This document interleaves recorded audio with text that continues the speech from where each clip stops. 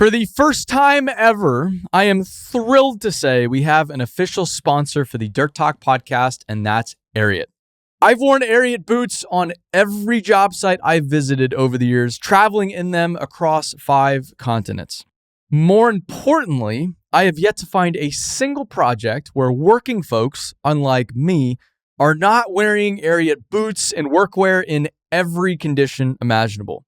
And there's really good reason for that, and that's because it's phenomenal stuff. And the more I've learned about Ariat and the company, the more I've loved their brand. So with this, Ariat is offering any Dirt Talk listener 10% off their next Ariat order at ariat.com/dirttalk. That's 10% off boots, jeans, and workwear at ariat.com/dirttalk or at the link in this episode's description. With that, let's get to the show. Demo in Middle Tennessee is interesting because it doesn't, demo is just an interesting market in general because I feel like there's a lot of cowboys, but it's kind of like clearing too in Middle Tennessee or in the South in general. It's just like Daryl and the good old boys show up and just, let's knock the building down. If you're in clearing, we're all cowboys. So yeah, but I feel like there's some companies are more sophisticated. Like you're running a Tiger Cat, that's a sophisticated machine, whereas other companies might just run a clapped out John Deere with an excavator, bucket and a thumb, and do the same thing with it. Right. With no paint on the counterweight. Yeah, exactly. Yeah, you need to take some pride in what you do. But a lot of it, the unique thing, well, I don't know if it's unique. I know people in other aspects of the construction industry, the barrier to entry is so high with clearing that it's impossible for you to make money without having the proper equipment. So how the market prices are situated, you just can't pull profit out of them unless if you have the right equipment. Because the proper equipment is just so much faster. Yeah. And more efficient. The only way you're going to make money clearing is speed. Yeah. Pure speed. Yeah. Yeah, that's why I can never catch your projects, because it's just like I see your project going, and then by the time I can get around getting down there, even if it's like 20 minutes away, you guys are already done. So it's like, damn it. Yeah, exactly. So, and that adds a whole other challenge to what we do, because we're pulling around $1 million, 100,000-pound machines, but, we're jumping around to all these sites, so we're constantly mobilizing. Yeah. So, it is a lot of jumping around. Big machines. Well, my friend John, he does mobile crushing up in Minnesota, and they've probably got like 10 crushing spreads, and it's kind of similar. Everything has wheels, and they just grab everything, roll to the next pile of rocks that they need to break up, throw it all through the crusher, and then pack it all up and just go to the next one, go to the next one, go to the next one. So it's completely different, but very similar. Like just driving a crusher around and you're making big sticks into small sticks. Exactly. They're making big rocks into small rocks. Well, and as we were talking earlier, most of the jobs in Tennessee are 50 acres and less. Yeah. Well, most of the time, 50-acre job is max going to take you 4 to 6 weeks. So, like, once you knock that out, then you're moving again. Yeah. We'll even do a 5-acre site, and, that just takes a few days. So, you're just constantly moving, but it all takes the same equipment. Lightest machine on site, 70,000 pounds. So, sure. Yeah. We, I wish you were with us to see this. We actually, Jack's out there working on the video right now. Saw this land clearing contractor in Australia with just the D8 with the U-blade on it with the tree pusher. Yeah. So they build their 8s up like that. They build 9s up like that. And then they have, I think it's like the Caterpillar 538 road builder. Mm-hmm. It's the excavator, but it's built for forestry. And I didn't understand how specific it was for forestry. Mm-hmm. It should have been obvious, but it's like it has there's nothing similar from a 336 to that at all. It's everything about it's completely different. Undercarriage, dual swing motors. Yeah, dual swing motors, because it's like it's on a hill. You got to be able to turn uphill. Oh, so here's the crazy part. So around here, like in the South, we will most clearing contractors will buy traditional earth work equipment. Yeah. Simply because you can roll it over easy and sell it and trade in. On the West Coast, that's where a lot of that stuff is, and it's easier to sell it. Mm-hmm. So around here, people are using dirt work equipment to do the same work. Now, the crazy part is, though, if you're going to utilize one of those road builder machines, you're better off using one of those machines because they're more efficient. Yeah.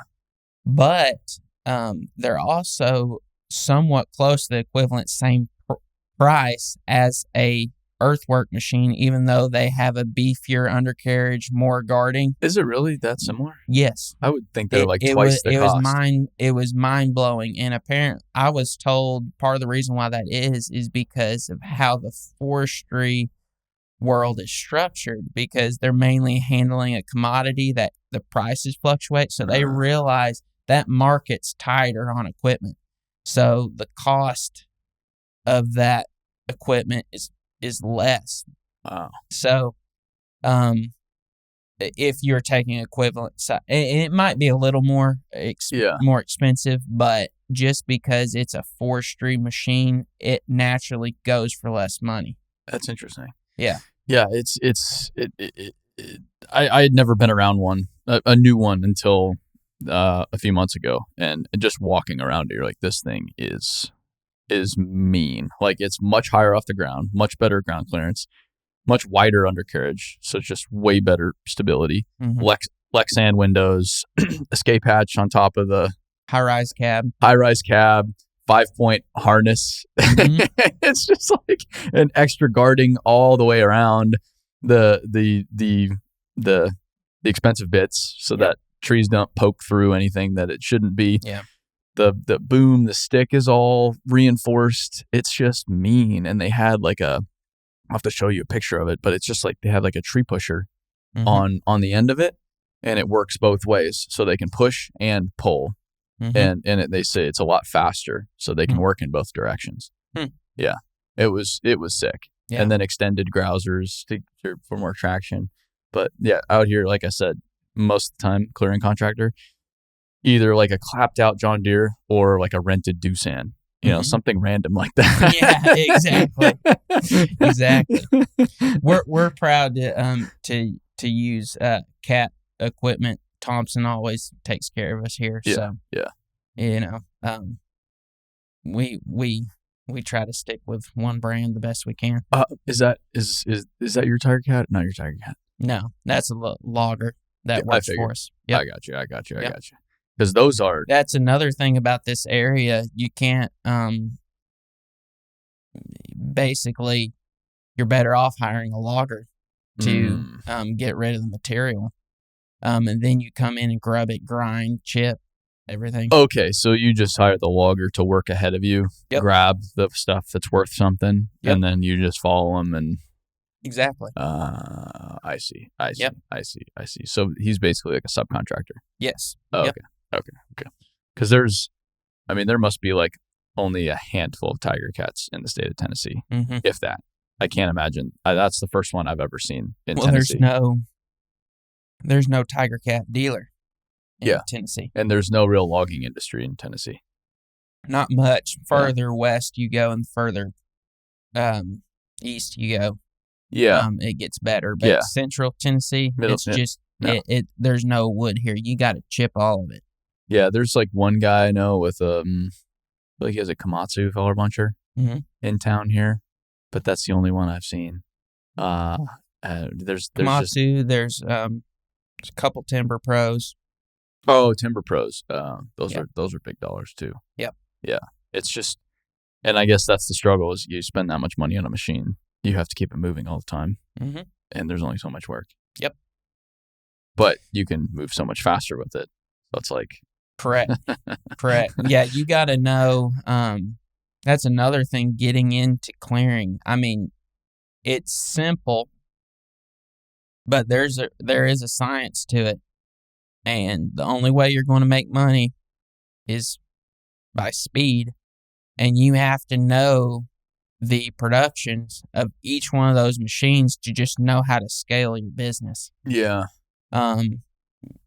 Because without one thing, you can have 1,000 horsepower grinder. You can have a feller buncher. But without the other, it won't work, So you have to either be all in or not at all, or you're going to go bankrupt. Is the Tiger Cat, is that a feller buncher?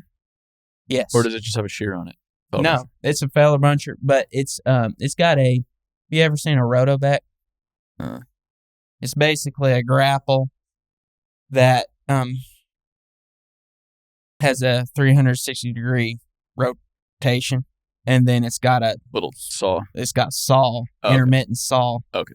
Yeah. But you can do anything you want with that grapple. You can rip smaller trees out of the ground. You can, and then drag the tree, cut the stump off. I gotcha. Whatever you want to do. You can buck logs. Yeah. Yeah. So is the logger, is the wood being saved on that project, or he's just helping you? Anything we can, but most, again, around here, most of it's junk. Yeah. That's all I've seen is just the big grinders. Grind it into a pile. Do you haul it off typically? Depends on the project. They try to mix it in some projects too, I've seen. Yeah, because it costs money. Yeah. So, people think that every once in a while, like in Georgia, they'll buy it for boiler fuel. But like in Nashville, there's no market for that. And then it's just mulch producers that use it for decorative mulch. I gotcha. So they just take it. Yeah. So that's the only thing that market allows. So yeah, this is the first place I've ever lived that has mulch. In Phoenix, you don't have mulch. And so I was like, what's the deal with mulch? And that's like, that's when spring is, when the guys are going around putting the new mulch on the ground. You're like, yeah, yep, it's springtime now. In Georgia, it's pine straw. It's pine straw in Georgia, in South Carolina, in North Carolina.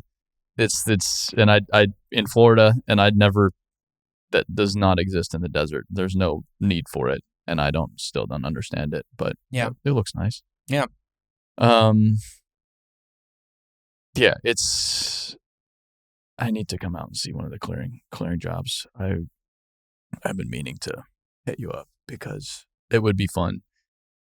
I think it'd be fun to just come out and have a good time. Well, you can come out anytime you want. Not try to screw you guys up too much. Yeah, no, you won't. Don't worry. But I would like to see some of that fancier equipment. It is interesting though, like the logging industry in South Carolina or Georgia. They do have some specific logging equipment, but it's way less dollars and cents than the West Coast logging equipment. Like the West Coast logging equipment, you can just put so much more money into your operation. Whereas out in the East, it's not economical. Well, wheeled machines are so much cheaper than a machine with undercarriage on it. Yes. I mean, there's a $300,000-$400,000 difference between a wheeled feller buncher and a track feller buncher. But that wheeled buncher, you got to keep it on semi-flat ground. It'll get stuck easier. You can only cut with it. You can't pull anything out of the ground. You can't load a chipper with it. It does one thing. Yeah. And it cuts trees and lays them on the ground. But that's almost all they use for pine in the South. Oh yeah, they just those rubber tires flatten in rows. Yeah, and yeah. They just plant it in rows, and so it just goes down the row, and they move. It's crazy how fast those things can go. Well, a wheeled buncher is faster than a track buncher. Yeah. Oh yeah. By a long shot. It is amazing watching them. I mean, the tracked ones, they're not so bad either. But I've seen more wheeled cutting than I've seen tracked cutting. But it's just like every region has different economics. And so, like, I talked to people in the Nordic regions, for example, and they have those crazy like harvester forwarder things where they have the wild, super advanced processors, and they have like, they drive their little, it's a and processor. They stack the wood on the back of the back of it. Yeah. And it's like, it's an all-in-one logging unit, but that's so much more expensive than an entire operation in South Carolina. So I want to find out who it is. One time on Instagram, I've seen one picture of it somewhere on Instagram. There's one of those forwarders with, instead of a log deck on the back of it, it's got a processing head. It's got like a Rotobeck head on it, so he can go in and he can cut a tree and he can lay it on the ground. And it's got I think it's a Bandit 3090 chipper on the back of it, and it's double rotating. So instead of a log deck, he's got the chipper on the back of the forwarder. Whoa. So he's cutting down the tree and chipping it at the same time. No, and it's just shooting out the back? Yep. That's pretty cool. Yeah. That's pretty cool. But it's like something like that, it might work in the future, but you can't, the economics, it just does not work in the South. Yeah, and that would be a $1.6 million machine. Yeah. Just that one machine. Yeah. Yeah. And that's not even like all the trouble you'd go to just get it in the States. Yeah, and get it built. And then now you have to service and maintain it. And it's just, but yeah, you go like Sweden, Norway, they have the fancy stuff up there. New Zealand has some pretty fancy stuff. British Columbia has some pretty fancy stuff. All those guys got fancier stuff than we do. But then you come to the South and it is just like good old boys just knocking pine trees down. Excavators and dozers, man. Yeah. That's about it. You get you an excavator, you get you a D8 with a KG on it, you get you a D6 with rakes on it, and you're good to go. Yeah, I need to show you some of the pictures of these D8s. It's just, they're so cool. But they said now they are open burning, aren't they? Depends on the operation.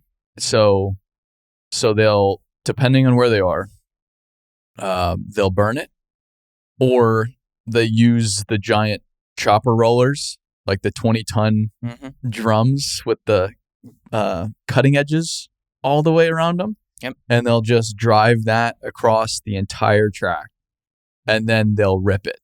So then they'll come through with a 3-shank ripper, and it's like a wider ripper. It's built on the spacing for the pine that they plant, and then they'll just rip it all the way across, and that's that.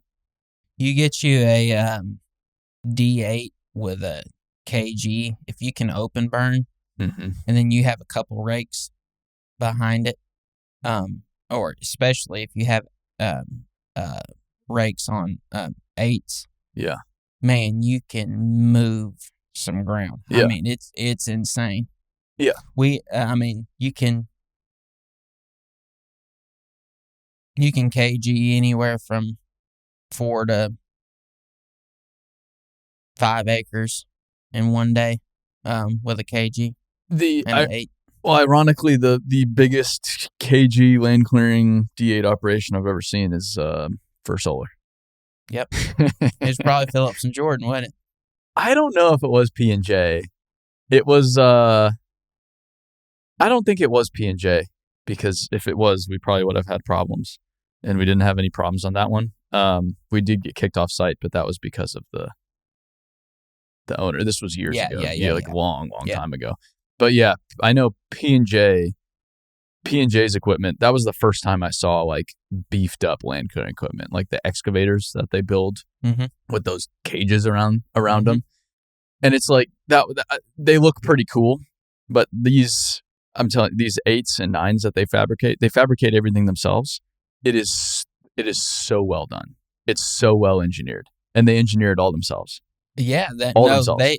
P&J, if I understand, there's a lot of people who might criticize me for this, but I think P&J basically invented land clearing in the South. Yeah. And all these other companies were formed from them. And they took the KG, basically, that was something I think was invented throughout World War II with some, or maybe Vietnam and some land clearing operations. I'm sure it was the U.S. military. Yeah, so I think the military invented the KG, and then when all these lakes and different things were built through the U.S., they applied it to construction. Yeah. And then Phillips and Jordan started fabbing up these machines specifically for land clearing. And then so all these people throughout East Tennessee, North Carolina, South Carolina, Georgia, they know clearing better than anyone. And they fab up all these machines. They build their own rakes. They build their own cages. And that's how that whole trend started. So if you want a rake or you want a cage for a machine, you call North Carolina. Yeah. Yeah. It's the only place in the States I've seen them. I've seen them in Virginia, seen North Carolina, South Carolina, but you don't really see them anywhere else. Until I went to Australia, because I've always wanted to go to Australia because they make our American land clearing equipment look cute. It's like, oh, that's a really cute little rake you got there. Like, good job, guys. And they kind of pat us on the head because have you seen the rakes they put on some of their dozers out there? It's crazy. They're giant, and they have to like cut a little window into the rake, into the blade, so that they can see. And then they do the chain clearing out there too, which is, I've never seen that. I've wanted to see it so bad, but that is a whole other now they are clearing for. A lot of it's for livestock. Yeah. Or for mining. So I think correct me if I'm wrong, but I think their product is not quite as, they can let it deteriorate into the ground some. Yeah. Out there. Yeah. So around here, we have to get it whistle clean. Yeah. So we can't just bulldoze it down unless the KG and raking aspect, you can go in, you can KG it, you can rake it, and if you can open burn, then that's great. You can use that method, but if you're working in a right of way where you don't have enough space, or whatever, I would love to take 2 D9s and put a giant tugboat chain or whatever, some giant chain behind it and drag trees down. And then just stomp it into the ground, but we can't, so, or I'd be doing it every day. Well, yeah, and there's not enough space, and you can't really burn in Middle Tennessee, can you? Not really. Yeah. You can sometimes, but you can't count on it. But in North Carolina, I feel like you can burn a lot out there. If you're in the boonies. Yeah. And it's wet. Obviously, sometimes you can't because it's too dry, but. Yeah, sometimes you're just better off grinding and chipping than you are burning. I love land clearing, but the problem is a lot of people don't like you showing it or talking about it. They just like to act like it doesn't exist. Like, we're going to make this beautiful development. Here's the rendering. It's going to look really nice. But just don't worry about the trees that were don't show that part. People don't want to see trees getting killed. Yeah. Because I don't know what it is, but you put, there's few things cooler to me than a KG D8 just going to town on some big trees like that. There's nothing cooler than that. That's just awesome. But you put that on the internet and people are like, that you are ruining the planet, sir. you are killing our trees. And it's like, hey, it's a plant. You know what happens to plants? They grow back. So the house you live in, there were no trees there? Like, what happened to the trees where you live or the roads you drive on every day? Where do you work? Oh, so there were just no trees anywhere? It's like, you dummy. You just want to smack these people. And then as a result, whenever a development company comes in, they just don't want to show that part, even though it's so cool. I've caught myself with a lot of stuff that there's a lot of information that just in general due to social media, like there's been a lot of misinformation that we've bought into. I think everyone has at some level. Like you're just talking in general? Well, I'm just speaking I agree with preserving what we can, and being responsible with how we treat our planet. But we're not anywhere close to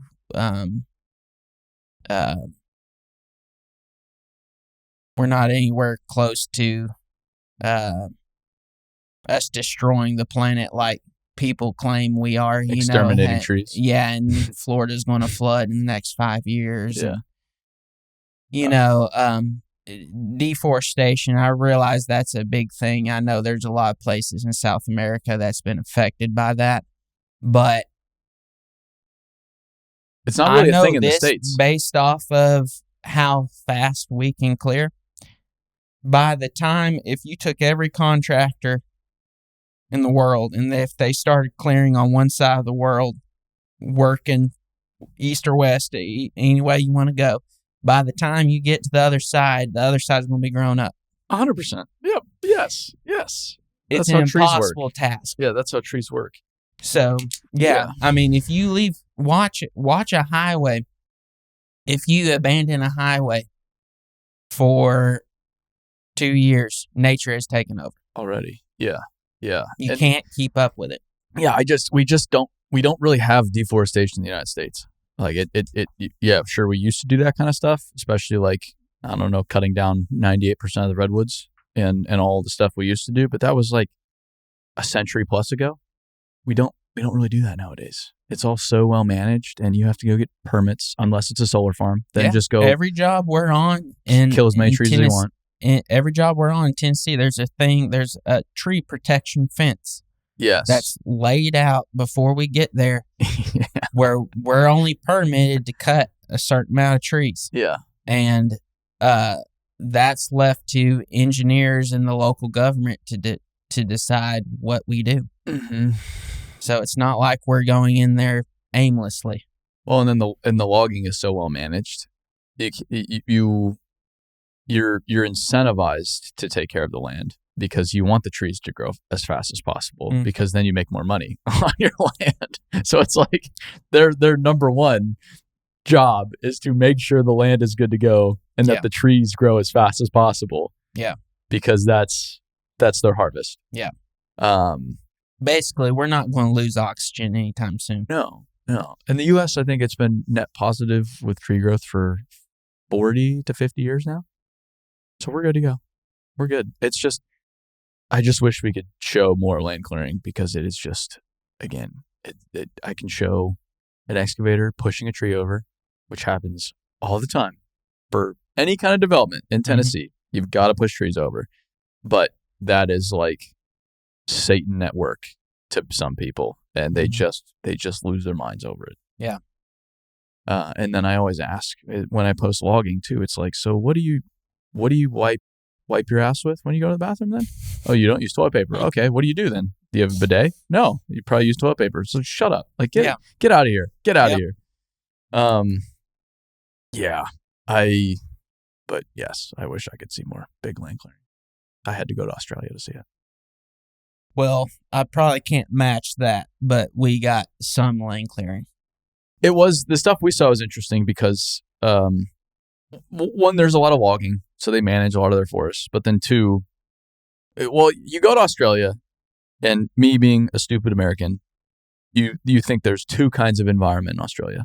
there's either beaches or just barren outback is kind of all I thought Australia was. You go to Australia, they have everything. Like anywhere else, they've got skiing, they've got jungle, they've got everything.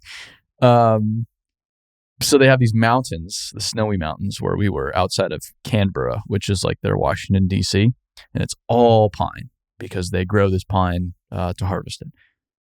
But then when the fires came through, the native stuff is fire resistant. The pine, not fire resistant because it's technically not native. It's all planted for the sake of harvesting. So the place just went up like a tinderbox. I mean, just boom, the whole thing burned really quickly. You couldn't do anything to stop it. And so what they're doing now is they're basically cleaning up all of the burned debris, piling it up, ironically burning it to get rid of it all, and then replanting the entire forest. It's pretty cool. That is pretty cool. Yeah. So it's environmental work. It just at face value doesn't look like it. It looks like an excavator, right, pushing stuff over, or a dozer with a giant rake, piling up vegetation. Well, eventually trees die too. Like, I mean, they're going to, once they get to a certain size, they're going to fall over and another one's going to take its place. So you might as well use it for something. Do you guys do any storm stuff ever? Every once in a while. Well, that kind of, if we do, most of the time it involves grinding. Yeah. So, like, there will be like a designated area where the disaster relief contractor will pile up debris and will come grind it. So that we don't chase a whole lot of that though. It's kind of but you naturally get calls when you have the equipment we have. Well, because like a bunch of stuff just happened in Colombia, didn't it? Mm-hmm. Tornado just ripped a bunch of stuff down there. Yep. And so then it's just trees everywhere that you've got to do something with. Yep. Did you work down there? We've gotten several calls, and we have some stuff outstanding down there. So who knows what will happen? But yes, long story short, we've gotten calls for it, but haven't performed any work for it yet. I see. In business, I find what you're doing very fascinating compared to a lot of other contractors, because usually the path I see for a young guy, like how old are you? Early 30s or late 20s? 28. Okay, so about the same age. Yep. Usually the path would be, and I know this is not your path, but dad was in it. You go get an excavator, become a land clearing contractor.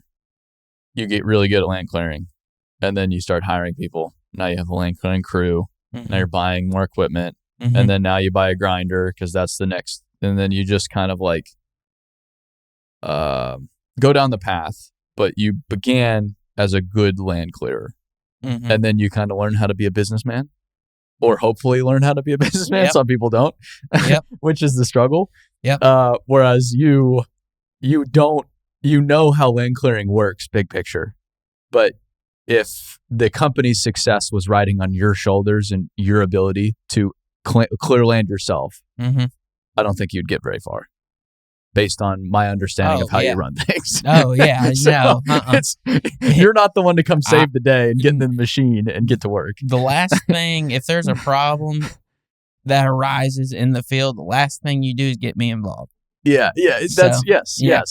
And so that's what I mean is like, but that's very unique. Usually you're the best one at whatever you're doing. But you've just been able to find, probably most of the time, not always, like because of the right people. Well, and then you do your job, they do their job. I just knew that it's important, not just for myself, but for people within the company to have certain responsibilities, and they stay in that realm, because you will lose your sanity if you overwork yourself. If you got too many irons in the fire, you'll start doing sloppy work. So I've seen a lot of people live there where it's just they're in constant turmoil. Yeah. And I didn't want to be one of those guys. But to get there, it's taken a lot of work, and it's been hard, and it's been grueling. Because it opens up the problem people have is letting go. Mm-hmm. So when you let go, mistakes will happen. Yeah. So getting through that first initial letting go aspect is hard and costly. And then you're able to, when you start something from scratch, you buy into a company, some of that might already be there and you tweak it a little bit. But when you're starting from scratch and you've bootstrapped the whole thing with your own money, it's risky. Yeah. But it should pay huge dividends over time. That's what they say anyway. That's what they say. Because I don't think either one of us have seen those dividends quite yet. But No. That's what everybody's saying.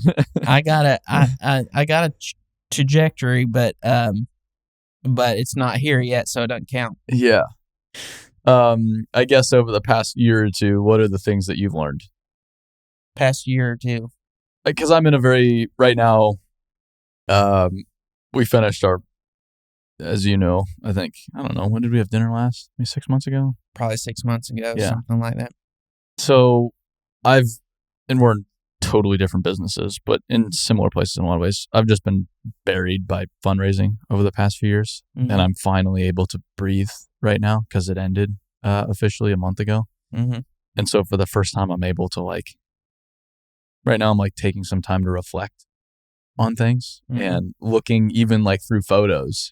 Even the other day I was looking for something. I was looking through photos just a few years ago, and it was just damn, I was an idiot. And I'm still an idiot, but this guy was really, really stupid. I can't believe I was this stupid. Yeah. So I guess what have you been learning in your camp? Biggest thing is, I would say it's good to be goal oriented and have a general direction you're heading. But once you achieve something, there's something else that's going to replace the pain you endured first. So I used to think I could arrive to a place where my world was perfect, and that just won't happen in a fallen world we live in. So I've learned to be content in the day instead of worrying about tomorrow or 6 months from now or a year from now. Learning how to be okay today has probably been the biggest thing, because I used to, when I first got in business, I'm a big picture guy. I used to worry about what was a year from now. And when I started, when it was just me and a couple guys, I had a pretty big bankroll I built up. I had over a year's worth of reserves at one point. Yeah. When you grow, getting back to my point, I had that year's worth of reserves, and I was worrying about next year, literally. When you grow and you got millions of dollars worth of equipment, and you got all these people depending on you, and you got all these contractors that you're providing work for, that true stability kind of disappears. And so you have to learn how to take it a day at a time. And sometimes you don't know what you're going to do tomorrow. Yeah. And you have to learn how to sleep in those scenarios. And I used to not be able to. Yeah. Yeah. I Yeah, the past year was not very much fun because it was like, I don't know. There was a few weeks where I was like, yeah, I don't know where payroll's going to come from this week. Yep. And maybe it wasn't exactly last year, but it wasn't too far off. And we're not in that position now, but it is not. That's probably the worst feeling I've ever had in business. You just really don't know. Yeah. and then the worst thing is, it's like you feel like, oh, well, I just need to work harder, but the outcome, you also don't control the outcome, and things are just out of your hands. So you can go work as hard as you want and things still not pencil out, because you ultimately just, you can only control so much, and like whether a contract's awarded to you or not, you don't make that decision. Right. Someone else makes that decision. Exactly. And so you want to control everything, but there's just there's no possible way you can. Yeah. You can't. And I mean, for me, the only way I was able to find peace was, for me, was Jesus. And, because there was a time where, I mean, there was one time I didn't hardly sleep for a week. Just having new experiences in business and with things I couldn't control. And it just hit me like a Big Mac truck, Yeah. And I had to learn how to be okay when I wasn't okay. And that was the only answer for me, really. I think it's good to have certain habits. Like right now, I don't hit the ground running in the mornings. Kind of warm up to the day in a way. I kind of take about an hour to putter around and just mentally prepare. And then I work out every day. That's been a big thing. Of course, that was instilled from my dad. He worked out every day. He was an ex-professional athlete.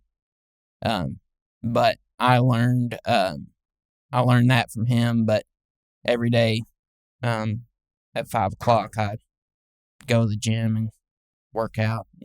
So is your puttering after you go to the gym or before?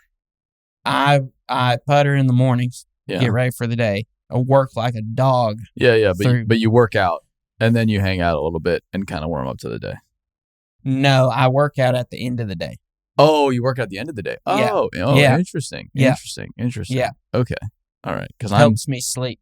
Really? Yeah. It's fun. It's funny how different people are wired different ways. Because sometimes people, if they work out, they're just fucking wired and they can't sleep if they work out right before bed. Other people, it's like, no, this is perfect. It wears you out. Caffeine keeps me up, but working out will put me to sleep. Yeah.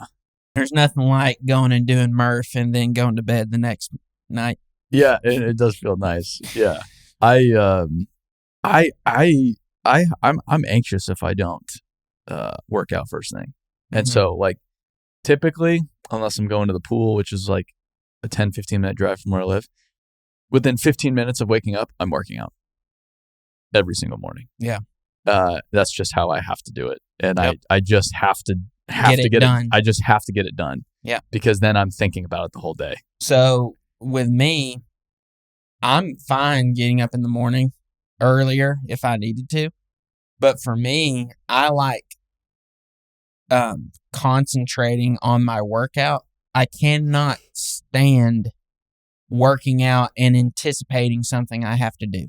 Yeah. So like that's fair. That's just with me. Once I start my work day, I mean, I'm working till it's done. You know, lots of times I don't take a lunch break. Yeah. Sometimes I try to eat something quickly, but you know, that's just a habit I have. But then I down a ton of food at night and protein shakes. Yeah. So I don't know. Some people take these long lunches though, and it's just like, how do you how do you have so much time Lunch for that? doesn't work for me. No, it's like, I don't have, like you saw me before this. That was my lunch. 2 burger patties I made last night. Heat them up, scarf it down real quick. Okay, cool. I'm good. We'll just keep on moving. Water in my computer was my lunch. So nice. Yeah, nice. I'm either on the phone or on the computer or something over lunch. So, I guess another complexity. When did you go back to Georgia? How long ago now? Been living there about a year.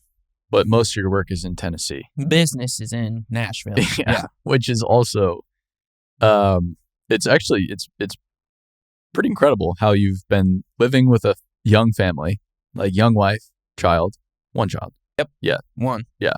So one little child, and then but your whole business, your whole livelihood and future is, and it's not even that close. Like it's kind of touching, but it's still a little ways away. Yeah. we do some work in Georgia. Yeah.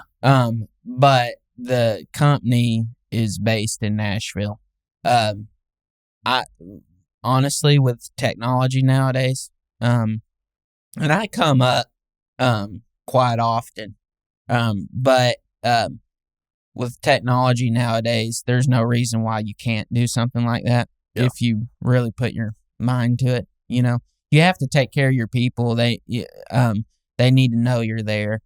You have to have the right people for that. Yeah. Like I don't think that happens with a lot of companies, a lot of teams. Like if the guy quote unquote's not around, everything just falls apart. Yeah. So you have to have the right people. Yeah. Well, but see, that's where I've found there's a lot of people who do things a lot better than me. Yeah.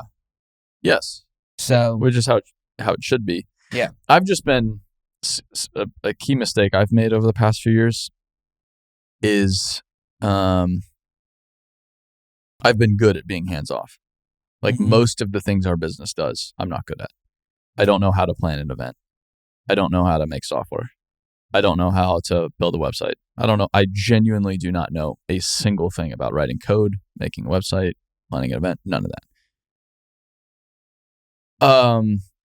But I think there was a point in time where I just kind of also put my head in the sand and used that as an excuse to just like focus over here. Mm-hmm. And I was a little too hands off and a little too trusting. Mm-hmm. And now coming back, I was too far on one side. It's like you can be too far on the controlling side, too far on the, oh yeah, everybody just do whatever you want. And I'm now coming back. I'm still a little further left than I want to be. Yeah. But coming back to like, hey, we've got to get focused. We've all got to get on the same page here, and I need to be more involved. Yeah. Even if I don't know like how to do this stuff, I still need to be involved in it. Yeah. Yeah, I've definitely been on both sides of that as well. I've had to learn both lessons and continuing. I mean, we're always going to be learning something.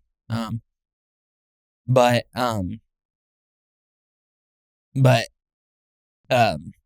part of that, my main goal hasn't been just land clearing and demolition.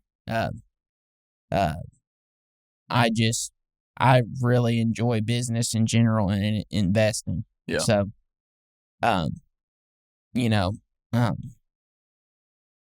that's why I've naturally been able to do that. It's just because I don't love sitting in the equipment all day long. There's nothing wrong with it. That's just me. Yeah. So yeah, but I think our leadership team this year has, I think, really clicked for the first time, which is really cool. I thought it had in the past, but it hadn't. I feel like this year is the first time when it's really come together. And I think part of it's because we've clearly defined what each one of us is really good at. And we've all positioned ourselves within the organization to just focus on that thing that we're really, really good at. And each one of us is so different. And each one of us has these unique skill sets that we're now finally applying. And now it's like, this is amazing. This is so spectacular. Well, do you also notice people come together when you face something hard. Yeah, 100%. 100%. So, that's why I think people get annoyed with this statement, but you should really be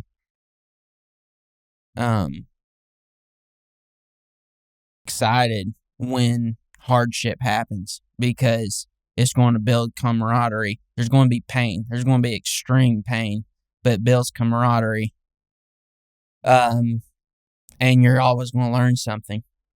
Now, if it keeps repeating, that's a whole other set of issues. Yeah. And you don't need to cause problems. I'm not saying to just cause and look for problems all day. But there's something to pushing yourself and cornering yourself to where you're continuously learning. But lots of times learning only comes from pain.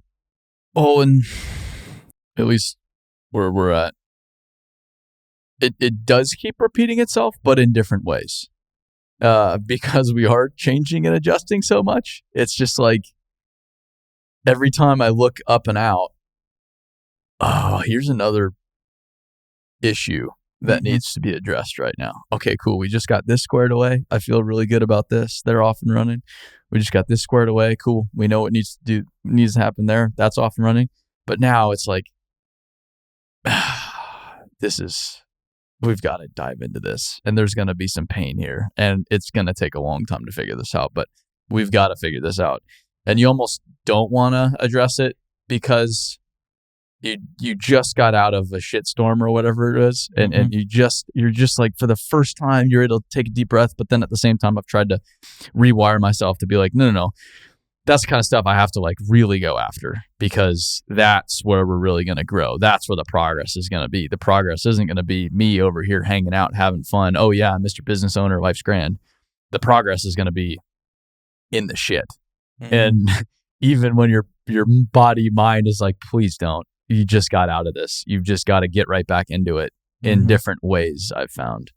Well, the willpower doesn't happen till the pain's there. Yeah. Like, you know, you're not going to start working on it. It's the whole concept that you're naturally going to work out better with a group.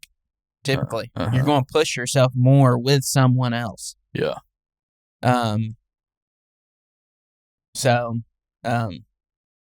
Anyways, I don't know where I was going with that. You are, but I've deliberately tried to train myself so that I can push myself regardless of if I'm alone, if I have music, this and that. Because I think people are mistaken when they want other people to believe in them, to give them the confidence to do something, because I don't think that's really how it works. I think you have to believe in yourself, and you have to be there for yourself, and you have to soothe yourself. Like, it's fucking lonely, and you've just got to figure out how to be alone. Because if you can figure that out, then you can figure out how to be with other people, and I think develop stronger relationships and build a better business. It's like, and then it all comes down to the why you're doing it. Yeah, which is part of it. Which is part of, like, you've got to have that strong why to just put up with it yourself, because it's just like, I think we can relate to one another in a way that a lot of us, that I can't relate to a lot of people, because a lot of people just aren't in my world. Like, especially like in our 20s, most everybody's just fucking off. Most everybody. Yeah. Like, I mean, it is just nonstop. Everybody's, and that's what you're supposed to do in your 20s, or quote unquote supposed to do. And so even just like everybody in our age group, they're just off doing other shit. And so that in itself is isolating, but it's like, I can sit here and be all poopy pants about it and be bummed out, or I can just sit here and say, hey, let's just figure out how to be alone, because that's just the game. And if I can figure out how to be alone, I'll be able to go further. Yeah. There's nothing, and again, there's nothing wrong with not, running a business, starting a business. There's nothing wrong with that. You're either called to do that or you're not. But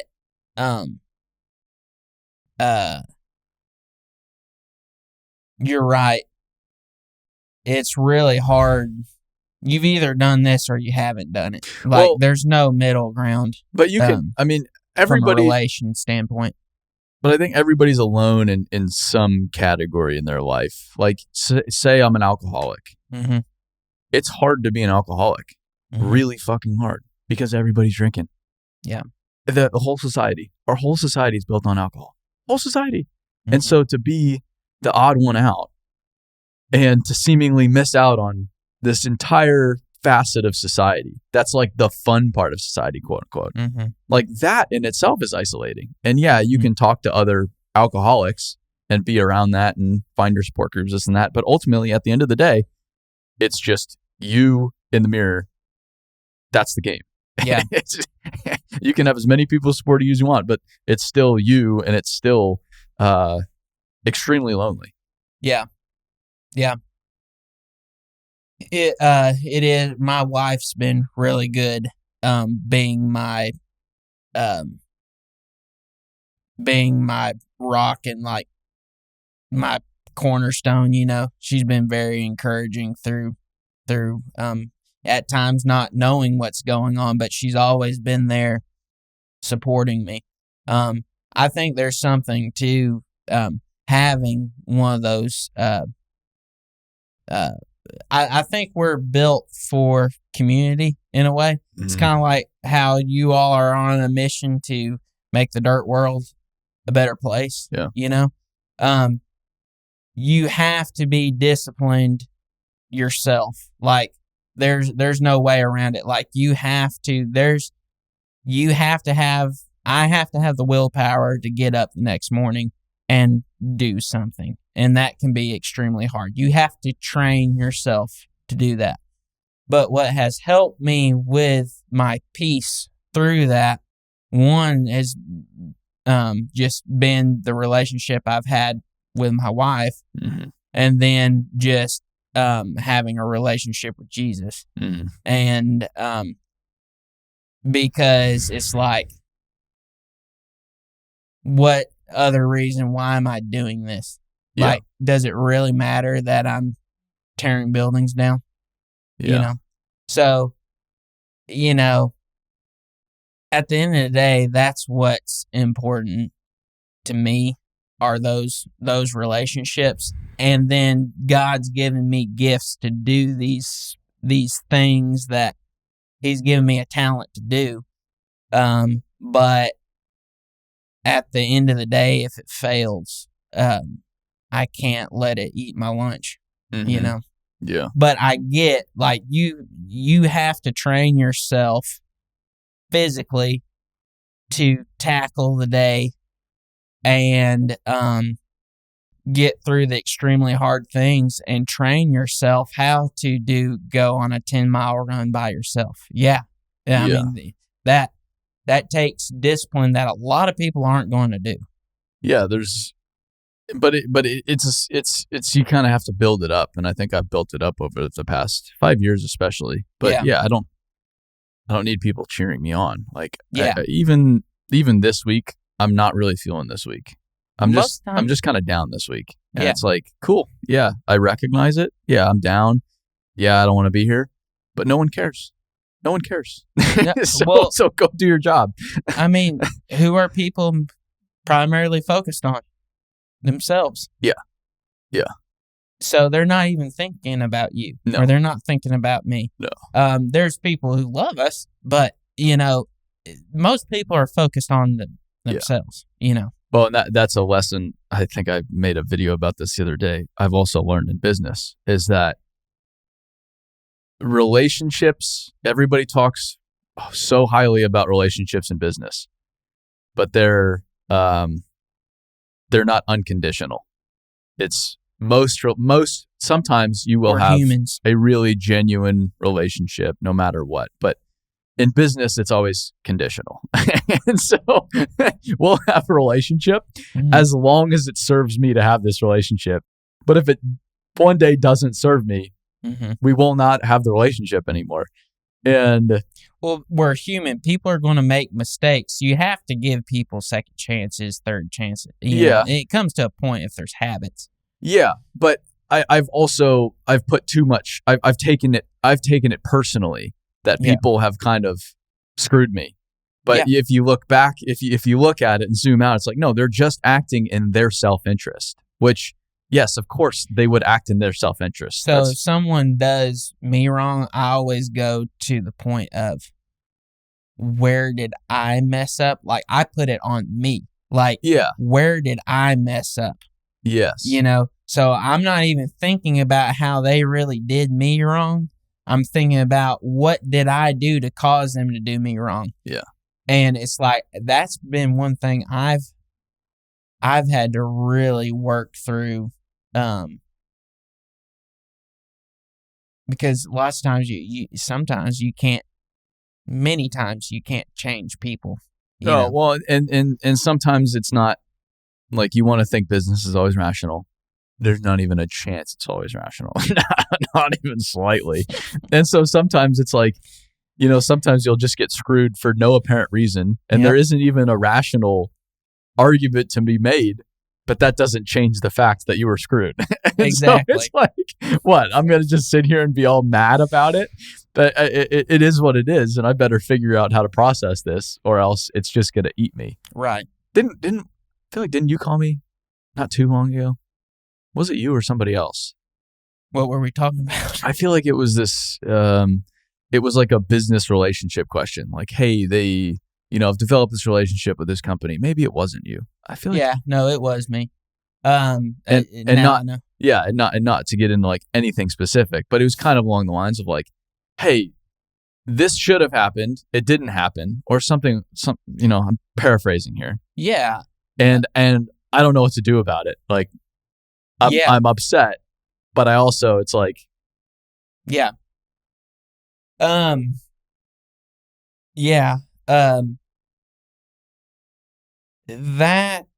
falls in the category of where I've had to learn to not care so much in a healthy, reputation is a very important thing. But it's not what you can hang your hat on. Mm-hmm. Because you can only control what you do. You can't control what other people do. Yeah. And again, it comes back to that identity crisis we can have as business owners, or really anyone. I mean, you're in construction, or you really anywhere in the world, but really construction. I mean, construction is harsh. Buddy, if you don't perform, it's the most true performance-based acceptance on the planet, I think. Yeah. If you don't perform, you are nobody. Yeah, it's not the federal government. Yeah. Yeah, it's not the federal government. Yeah, exactly. Yeah, you can't, don't even get me started there. But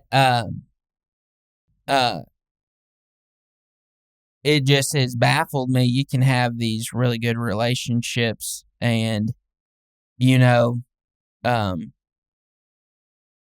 might be, for no apparent reason, someone might just give a job randomly to someone else for no reason, and they might not even tell you, know. So,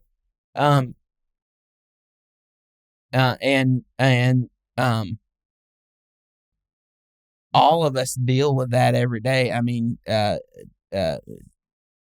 contractors, we bid work out every day and we get rejected every single day. Yeah. You have to learn how to process that and realize that, it's not you. I used to take it all personally, like there's something wrong with me that they didn't accept our proposal. Mm-hmm. Yeah. So, learning how to think about that better, and know my what I believe in is my identity in Christ. That at the end of the day, it doesn't matter. And that's given me a lot of peace. Yeah. I try to use it as positive motivation, especially when I've been screwed in the past. Mm-hmm. And maybe this is just being still a punk ass kid, but it's like, makes you do more push-ups? No, kind of. It's like, all right, cool, check. I am going to make sure that you're going to have to do business with me again one day. Mm-hmm. I'm going to take more of your money one day. Mm-hmm. In a good way. Like, I'm not going to take it. It's not malicious. It's not malicious. I'm going to take it by giving you value. Yeah. And it lit a fire under you. Yeah. I'm going to, and so every time, like, we've had a lot of companies that we no longer did business with, and then they'll come back into the fold. And every time that happens, I just have the biggest smile on my face. Like, yes, we're doing it. Like, they're back in. This is awesome. And yeah, so I use it to motivate me to just build a better business. And that serves them in other ways so that they have to do business with us. But this very topic that we're talking about, rejection, no contractor will talk about it. Yeah. Yeah. No one wants to admit that they've been rejected. Well, contractors won't talk about a lot of things. They won't talk about safety. How often do you hear a legitimate conversation about safety? Talking about incidents, near misses, a real conversation on safety, not the bullshit. You hear the bullshit all the time. Oh yeah, safety first, this and that. Nothing's above safety. Cool. How often do you hear a real conversation about safety? Like that almost just happened or whatever. Yes. Or like, hey, we killed a guy back in 2007. We killed a guy. And this is what we learned as a result. Like, I've had a few of those conversations, and every time you do, that's the kind of stuff you don't forget. That's a real conversation, but you don't have a real conversation about safety. You don't have a real conversation about what they're not winning or what jobs that they've completely screwed up and lost tons of money on. Yeah. Or and I think Jimmy Starbuck posted about it the other day. Like, no one talks about employee issues or money issues or any of the issues because you're trying to put on this front that, like, no, I'm a reputable business. Yeah. Like, I deserve a shot, this and that.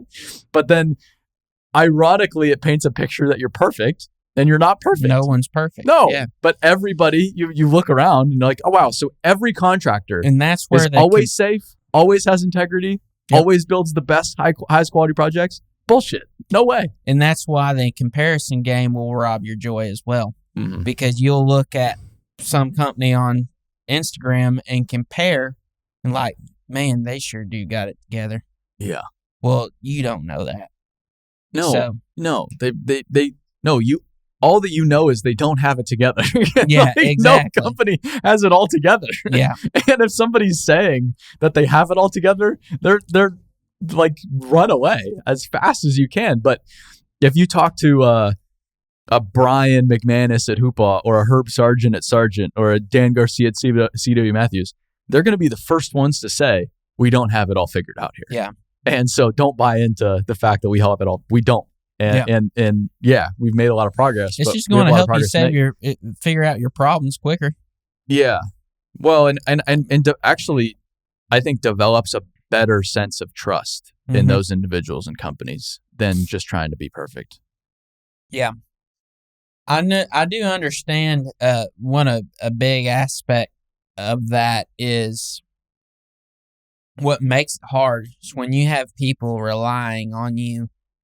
You have people working for you, or if you have subs or whatever, you want them to have the confidence in you that you're going to make payroll, that you're going to pay them on time, that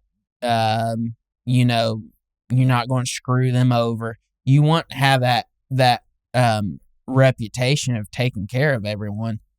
And bad news travels 100 times faster than good news ever will. Yeah. That's why all you hear about other companies in general, all you hear is bad news. From everyone. Like, there's no one out there that no one has said something bad about. Yeah. Because bad news spreads worse than good news. But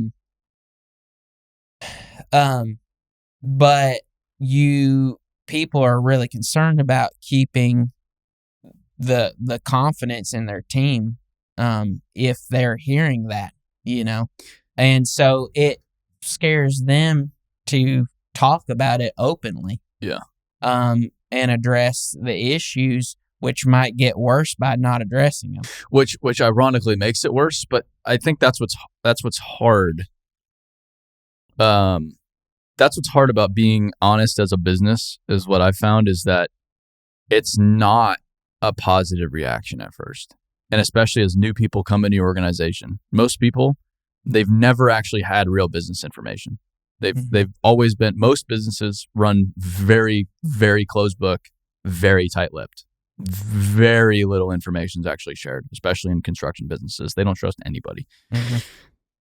And in a way, they've been abused by just having all this information withheld from them, or for whatever. They don't trust this or that.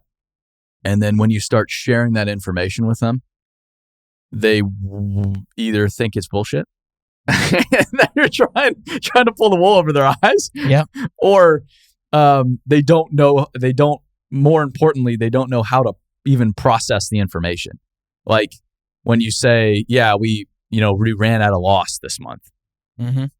If you don't educate on what that really means, people panic because, well, if I run on a loss personally, like my home's foreclosed on. So, so it's like, well, businesses run on different, on different principles. Right. And so you can't also just put the information out there and expect everybody to be grateful. Oh, wow, thanks. You gave us everything. Now we can do our jobs more effectively. Transparency is great. Mm-hmm. There's so much education that's necessary if you do share that information. And so sharing information, I've learned, it requires a ton of work. It's so much more work than just keeping everything closed book. It's so much easier to just withhold information. So much easier, because then you don't have to explain yourself. But then there's a tremendous downside to that I don't think businesses really account for. Yeah. And especially with like our generation, I want to know what's going on. I want to be part of the solution. I can't be part of the solution if I don't know what the hell's going on. How much money we're making. How much are we losing? Like, what's really going on? Why is everybody pissed off? What's like, I've worked on jobs where you can tell management is up against the fucking wall. Like, they are sweating bullets, but you don't really know how bad it is. And so then what do you start thinking? Like, well, how bad is it? Like, now you don't know. And you want to be helpful. It's like, I want to contribute to the success of this project, or contribute to the minimization of minimizing the losses here, but I can't if I don't know what the losses are. Yeah. I don't know. Yeah. Yeah. I think just like with everything, there's a balance to it. I think there's something, obviously there's some stuff you have to keep private. But just for the betterment of everyone involved, like if there's a mistake, like, I mean, you don't broadcast information about people or specific things going on, but like if there's a core group of people that's working for you, I think it's really good to have a core group that you're really vulnerable with, that can help with this situation. I appreciate having to withhold certain information, so on and so forth. But it's like, as I'm thinking through here, one thing that's really going around right now is mental health in the construction industry. Mm-hmm. And when I talked to Vince Affelli at Ajax, and he's just said, if you're not really serious about mental health, don't talk about it. Don't get into it, because it's just going to make everything worse.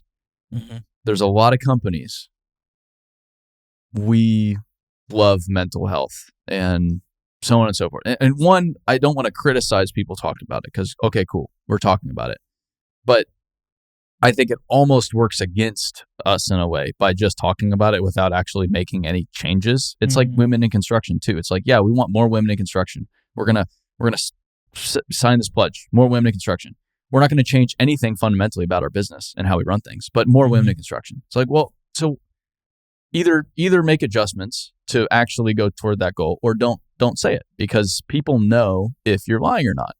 And I think his message is so effective because it is so vulnerable, because he was in that position himself, and he's a leader. He's an executive. He's a big ticket guy, and it's not a small company he's running. And that vulnerability really speaks to people. And so I think that's what makes his conversation real about mental health, is not, and that's why he's speaking all over the United States right now, is not because he's just addressing it. He's able to truly be vulnerable about it and put himself first as an example, which makes it a very real conversation. Right. And I think there's a lot of value in that. Yeah. Yeah, I think so too. I mean, I try to make it. Sometimes it doesn't always work out, but if I say I'm going to do something, I'm going to do it, So if you're hinting around that we care about this and there's no action to show for it, then, action speaks louder than words. So, but but as a growing business, it is easy to say things, you're going to do things, and then it just get lost. Yeah. Oh, yeah. You forget about it, or yeah. So you have Logan, to be. I think, wants to wring my neck every week. Yeah, but you have to be really careful about what you say you're going to do. Yeah, because that's what I've learned too. It's like, be really, really careful. Don't say you're going to do something until you know you're going to do it, because I've said things that are going to happen. They don't happen, and I am eating it for. There's a few things I have in my head. I'm eating it for years. Yeah. For years. People don't forget this shit. And it's like, I did not have this thing baked out at all. Yep. I talked about it. And now the genie doesn't go back in the bottle. Yeah. And it sucks. Yep. Yeah. Yeah. Yeah. There's one thing in particular that just, and going to, you should always be vulnerable. It's like something I can't talk about, like legally can't talk about it. You're right. Yeah. Yeah. Which drives me nuts. It's so stupid that I can't talk about it legally. But yeah, I said I'd do something, and now it's like, no, you actually, like, I said I was going to do something to the whole company, and then I go meet with the lawyers, and they're like, well, actually the law doesn't work that way. So you can't do that. And two, you can't talk about it anymore. So it's like, fuck this. And it still hurts me to this day. Mm-hmm. And do I think I can make it right in the future? Yeah, I think I can. And I intend to, but that's years away. Yeah. Yeah. That's years away. And so I can do 99 things right, but maybe this one person has that one thing in their mind. Well, he said he was going to do this. He didn't do it. Right. And so I don't have trust for him anymore. That's all it takes. Yeah. Yeah. And again, coming back to what it falls in that category. I know I sound like a broken record, but what you do is not who you are. You made a simple mistake, and you take a lot of flack for it. But we're humans. We make mistakes. You got a little bit out past your skis. Single one of us does it. And if they're not willing to forgive you for it, then. But I feel like people in a similar vein, though, they use that as an excuse to not actually learn very much, because it really is. I'm tempted. I do this all the time. I'm tempted to take some of my mistakes that I have a lot of shame about and just bury them. I don't. I have so much shame around this. I'm just going to bury it. I don't even want to think about it. Yeah. But then it's like, what was all the pain worth? If you kind of have to like go back into the pain and relive certain things to actually then adequately process it and figure out what exactly happened and what you learned from it and how you can carry it forward. And I've been trying to learn how to do that a lot more effectively. Like, instead of, I can now kind of see myself going down this path of I'm just going to bury this shame and bury this stupid thing I said or did or whatever it is so that I don't have to worry about it anymore. And I'm just going to keep on going. Right. But that ironically sets me back if I do that. I have to actually go, no. I'm going to open up the spooky door again and I'm going to go in there and I'm going to address it. Yeah, I'm going to actually figure this out or relive it so that I can oh, okay. So that's where I was. That's probably why I made this decision. Yeah, a stupid decision. And I think you can still have grace for yourself in the process, but I think it is worth grace for yourself, but learn from it and don't repeat it again. Yeah, just saying oh, well, everybody's human. Oh, I'm a human. I hear people say that, and it's everybody you're is. Always going. My point in saying that you're always human is we're never not going to stop making mistakes. Yeah, and I know you weren't trying to argue that. Yes, but I just see people pull that and then use it as it just becomes an excuse or a crutch. Right. It's no. I think you gain wisdom from it. Yeah. Apply it and move on. Yeah. Yeah. And I think that's been the most exciting thing about my 20s is that I have been able to see myself become a better leader. Well, also your frontal cortex has developed. Yeah, almost. Yeah, I don't know if I'm quite there yet, but yeah, I mean, it is. Yeah, I would say especially the past few years, I've been able to iron some things out personally that have got me to a much better place. Mm. Yeah, that's awesome. Yeah. Yeah, no, I'm excited for you. I always appreciate our time. Same. Getting together. Always learn something. I really like comparing notes. Yeah. Because it's nice talking to someone close to in the same boat, Even just building something in their 20s. Because it's super, super isolating. It was, I visited a coal mine in April in Queensland, Australia. Mm-hmm. It's called the Olive Downs Complex, Pembroke Resources. And I might have already talked about this. I don't know. But we go out there, a guy named Barry. He started the company 10 years ago almost. And it took him 10 years to mine the first bit of coal on this operation. That's how long it takes to get financing and permits and build infrastructure and all. I don't even know how you acquire the financing to do that. Well, he has stories on that, and it's fascinating because you can't do it the traditional route anymore because of ESG, and the banks doesn't matter your business plan. They just won't touch it. Coal, nope, can't touch it. Sorry, get out of here. Even though it's for steel, and it's what? So what's your bank made out of? Steel? Oh, okay. Yeah. Oh, yeah, but yeah. All right, thanks, guys. But anyway, it was just cool for me to drive around with this guy that was able to not just lay out a vision, but show you how his vision was becoming reality. Mm-hmm. And just somebody that thinks big. And it was cool for me to just be around somebody that just thinks really big, change the world big. And is not just thinking big and talking big, but making it happen, making it all a reality. Mm-hmm. And stuff like that is exciting for me because it's okay, this is what's possible. And I think that's important as a young male to just see what's possible and have those role models doing those things a little further down the way than you to just get you through some days. Oh, yeah. Yeah, no, I love listening to the best mentors. That's another thing. The best mentors they don't talk about the wins. They talk about the losses. Yeah. And that's one thing I've found. Sometimes it's easy. Your brain at times forgets pain and stuff you've been through. And that's one thing that I always hope that I don't forget to keep me humble, because I've met a lot of guys that have been very successful, but they won't talk about what they've been through. Yeah. I mean, it's like pulling teeth. Yeah. And they're just talking about how reliable of a company they are now. How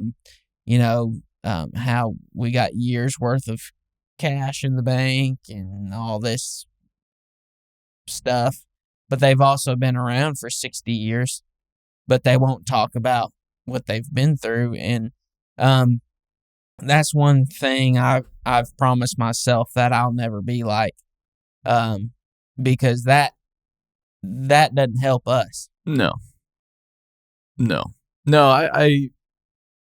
I've tried to be open when it comes to business. I've tried to be open when it comes to just my personal life the best I can be. And it's been really good for me, and I've tried to like develop that skill of sharing because I want to keep it. Because there are a lot of people, and it's just like life's good, but there was shit. And it's like, that's what I really want to get into. I want to get into the shit. Like, what was the shit like? Because you can just look at some of these guys and you just know who's been through the shit or not. Like you can just see it in their eyes almost like, dude, you've been around the block. I know you have. And I want nothing more than just to talk about it and like to really get into it. Yeah. But I think that's part of it. It was because, and I don't blame them, because it was so painful. They don't want to go relive it. They want nothing to do with reliving it. But that's also like for the first time in my life, for example, I've wanted to, like, my parents' divorce, obviously very fraught with negative emotions that I've just suppressed. Yeah. But for the first time in my life, I've been able to process enough that I'm at the point where it's like, I kind of want to understand, like, so why did my parents really get divorced? Like, what were the problems? Like, what can I go glean from this so that as I get married and as I go develop a family, I can at least use those lessons as information to avoid similar pitfalls.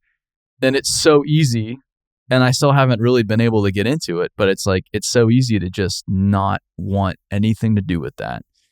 But then again, it's like, well, why? I did all the pain. I lived through all the pain. Like, I've already lived through it. Right. So might as well go grab some, extract some value from it, because I already did the hard part. Right. So let's just go in there one more time and try to figure some things out. Yeah. So that's just like a current example. Yeah. I think it's important to revisit. It's also hard, though, to talk. A lot of business lessons deal with individual people. And so it's hard to sit down and talk, especially in a recorded format like this, about, so we had these people and this, it ultimately ended up in this place for this reason. Here's what we learned and here's why.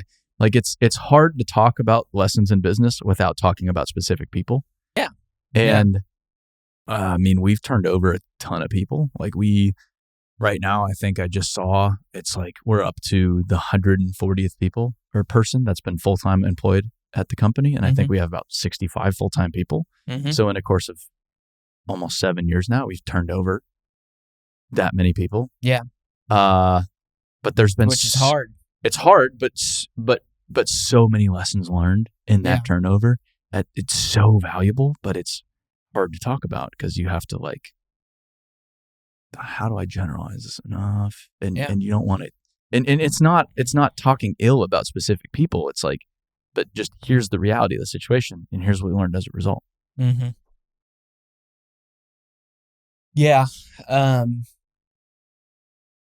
So I'm sure you've never turned over anybody. No, not anyone at all. Yeah. Not those numbers, because it's a different kind of company. We just don't have as many people. Yeah. But yeah, I've had to have a lot of hard conversations. Again, the reputation end of it, out of that, affects me the most, just because I feel like I've either like let someone down or they're going to go out and talk bad about the company or whatever, because who doesn't when they get fired? Yeah. I mean, yeah. So, Yeah. When you say don't take it personally, it's like, that's the stupidest thing you can say to somebody getting fired. Like, they're going to take it so personally. Right. Exactly. So learning how to process that and think through that was just, very extremely hard for me. So, but I can guarantee you, I don't want to fire anyone. I hope they come here and rock it. But then that's also a necessary part of any healthy business. Yeah.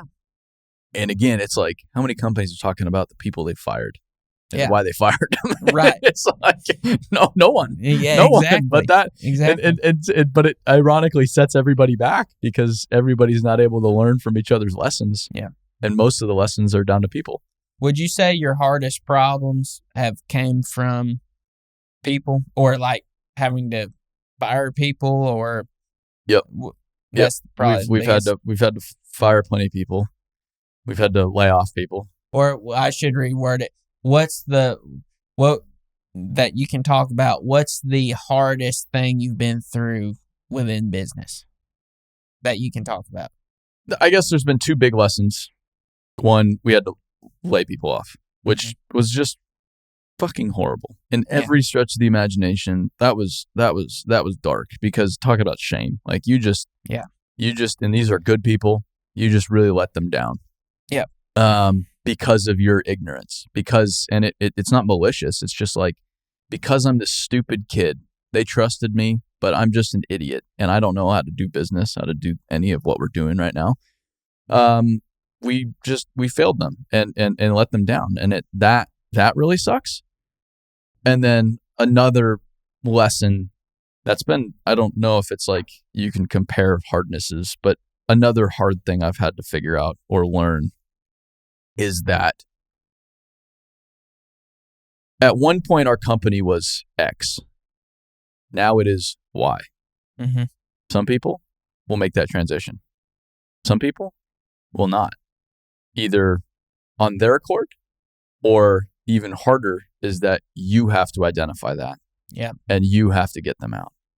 And that is the really tricky bit. It's like when someone, like, there's nothing at face value wrong with this individual. Mm-hmm. And they've faithfully served for years and have been through plenty of shit. Mm-hmm.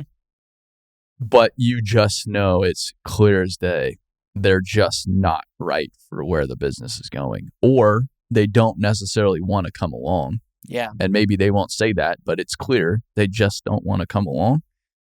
You've got to make the decision for them. Yeah. And that's tricky. Yeah. That's really, really tricky. Yeah.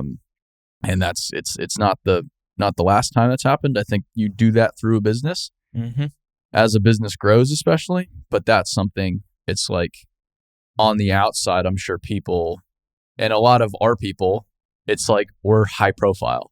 And so there's benefits to that, which I think completely outweigh the downsides. But like the downsides are, some of our other people are high profile. And then when they're not at the company anymore, people recognize that. And then people are talking like, oh, wow. So what happened there? Oh, wow. He must have quit. Fuck those builder guys. Or he must have got fired, this and that. And it's like, no, maybe it was neither. Maybe it was just like, we're just in a different place from a business standpoint. I'm convinced that's that very reason right there is why a lot of companies, construction companies, aren't on social media, or the owners aren't on LinkedIn or whatever, because they don't want to be seen. Yeah, I think so. But think about this. Of all the companies that you know well in this industry, not in your market, and not a legacy brand like a Walsh or a Kiewit, what's the common theme between those? Like a Vite, for example, or a Sargent. Are you talking about the leadership is pretty open? Leadership's pretty open. Yeah. And they're pretty active on social media. Oh, yeah. And I've found very few examples where it has to be that way. They have to be getting the word out. But I really do think like the best in class companies right now, their leaders are online, despite those pitfalls. There are so many pitfalls, and there are so many really good reasons. Everyone has them, so it's like but there's so many really good reasons to not share anything online. Like really, really good reasons. But the benefits outweigh the downside. And as far as what I've seen in our own business and in all the other construction companies I'm seeing do this kind of stuff, like I see these posts from like a Dan Garcia, and it's just like, this is spectacular. This is leadership. This guy is leading the charge. I can go down the line with these folks, but I think it is important for the leaders of the industry, if nothing else, to tell the industry story. Because if they don't, who is? Yeah. Nobody. Well, thanks for talking some about what you've been through. Yeah. I try to talk about I really do try to talk about it. You might have on other episodes. I just didn't. I don't always, because it's easier to not talk about stuff. Yeah. And it's also a balance, too, of like, I want to talk to others and highlight others, but I also want to talk about what I've got going on, but I don't want it to be the Aaron show. And then I've always had it like I really do just genuinely believe that I am here to serve those that actually do shit. Like people like you, people like those that we've talked about. They're actually the ones out there doing the shit, like building the world and changing the face of our world, supporting society. It's essential. And so I try to be cognizant of, like, my business is very different than a lot of other people's that I'm in the world I'm in. And I don't want to be talking too much about how hard life is for me, because as hard as it is for me, I don't have to deal with like weather. Yeah. Oh.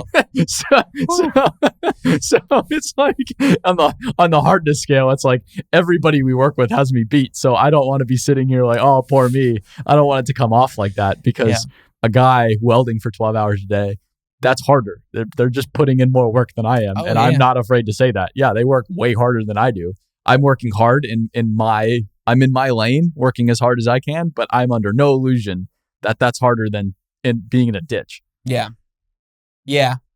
I've been on both sides of the spectrum, working in the field, and the physical obstacles that you have, like, is extremely hard in construction. It would be hard. It would be hard to beat. But I would also say, on the flip side, that there's a mental aspect in everything. But now, having owned a company for 8 years, there's a mental aspect there that cannot be replaced unless if you're doing what we're doing, like we were discussing earlier. That it is extremely hard, that sometimes I wouldn't wish upon anyone. No, but that's also, it's like going to the religious side of things. It's like, I genuinely believe I was put on this path for a reason. Yeah. Like, I was chosen for the path that I walk, and that is just my burden to bear. Yep. And I will bear it until, for however many days I'm given. And so I was given today. All right, cool. I'm going to bear it today. And it's heavier some days than others, but it's like, I just view that as my role. Yeah. Yeah. But if somebody wants to be like, play the Tommy Topper game, my job's harder than yours, you can take it. You can, your job's harder than mine. I get it. Yeah. Oh, yeah. I would love to see some of these guys travel with us and keep our schedule for a week. Like, I would love to take some of these guys to talk shit along. Like, come on down, man. Yeah. You want to do 5 Australian states in a week with us? Like, come on down. Let's go. Let's see how you do it by the end of the week. Right. But dude, that would wear me slap out.